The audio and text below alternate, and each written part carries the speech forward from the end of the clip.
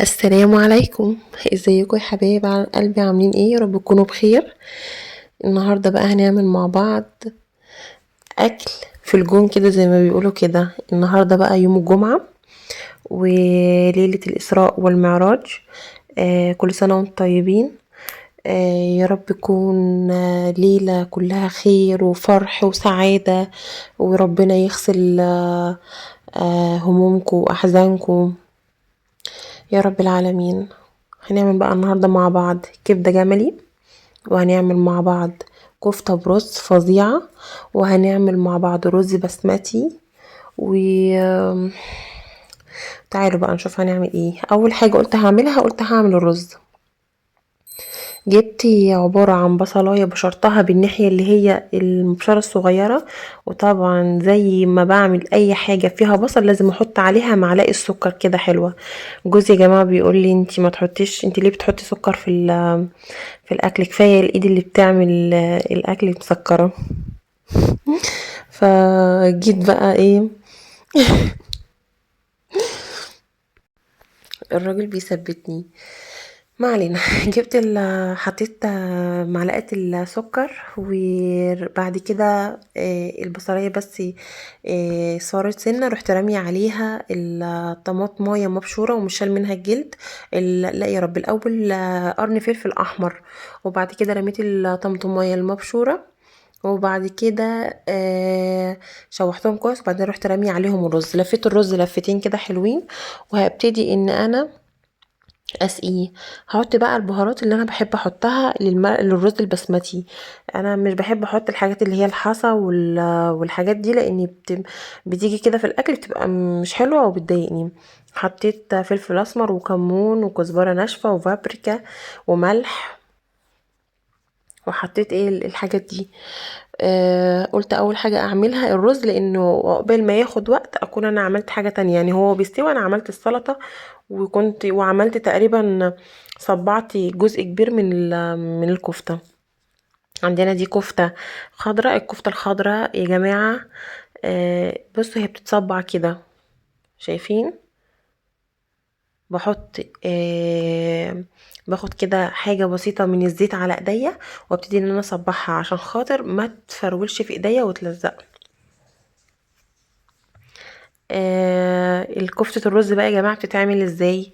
عندنا رز منقوع، كيلو رز قدامه كيلو لحمة، يعني كيلو اللحمة قدامه كيلو رز. لحمة مفرومة. بنجيب كيلو رز قدامه كيلو لحمة خضرة، عبارة عن كزبرة وبقدونس، او كزبرة وشبت وبقدونس، كزبرة وشبت وبقدونس، او كزبرة وبقدونس وبصل وتوم وفلفل وبهارات بقى اللي انتوا حابين تحطوها حطوها. كل ده الرز يكون الرز منقوع. كل ده بتحطوه كده، بتفركوه على بعضه وبتودوه عند الجزار، وهو بيعمله لكم في المفرمه بتاعه الكفته برز. بعد ما صبعتها بقى بقلتها الكفته اللي هي برز دي، في ناس يا جماعه بيحبوا يعملوها يعني مثلا بعد ما يقلوها كده يعملوا لها تخديعه، عباره عن صلصه، عباره عن طماطم مضروبه وبتعمل ببصله وتومه وتترمي فيها كده تبقى طريه يعني كطبيخ. وفي ناس بيحطوها في السبانخ، بس انا بحبها ناشفه كده. بالنسبه لي اللون ده في التحمير لون مثالي، يبقى ولا ناشفه ولا طريه معايا، تبقى حلوه. انا بالنسبه لي الكفته بروز دي العشق، مش بالنسبه لي انا بس، بالنسبه لي وبالنسبه لناس كتيره. الاطفال عندنا بيعشقوها، مدمنينها حرفيا. يعني انا وانا بعملها بيخشوا المطبخ يسرقوها من ورايا. ابص ورايا كده الاقي حد بياخد وبيجري. بالهنا والشفا طبعا على قلوبهم. بعد ما عملت بقى الكفته قلت بقى اخش على ايه؟ ليفل الوحش، ال ال الكبده الجملي. الكبده الجملي بقت غاليه جدا. رحنا عشان خاطر ناكلها في كرداسه، لقيناها ب 600 جنيه الكيلو مستوي. ليه؟ انا عايزه اعرف ليه. بس هي اصلا عشان كبده جملي بره ب 300 جنيه، فسعرها بقى عالي جدا، فقلت لا نعملها في البيت احسن. جبنا بقى كيلو كبده جملي. الراجل الاول زمان الجزار كان بيحط الدهن ده ببلاش كده فوق البيعة، دلوقتي بقى بيوزنه مع الكبده.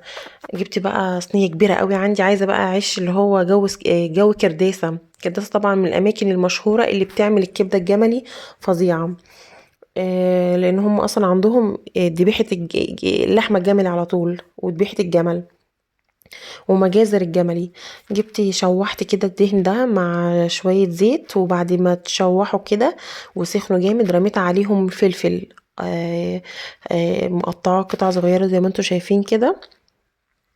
هبتدي ان انا اشوح فيه، واول ما الاقيه ابتدى ان هو خلاص دبل خالص، هروح جايبه عندي الطماطم اللي احنا قطعناها كده مكعبات مع بعض كده صغيره، واروح رمياها عليه زي ما انتوا هتشوفوا دلوقتي كده. هيبتدي الفلفل يدبل معايا خالص زي ما انتوا شايفين كده.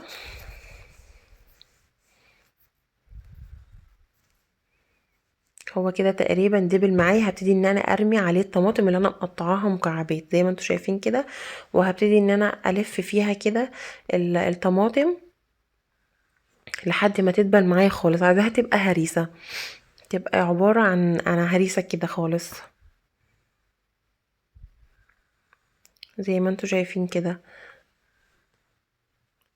هجيب معلقه سكر وهحطها برضو، لان انا بعشق شايفين انا بعشق السكر في الاكل، بيبقى الاكل طعمه مسكر جدا ومش بيبقى باين اصلا.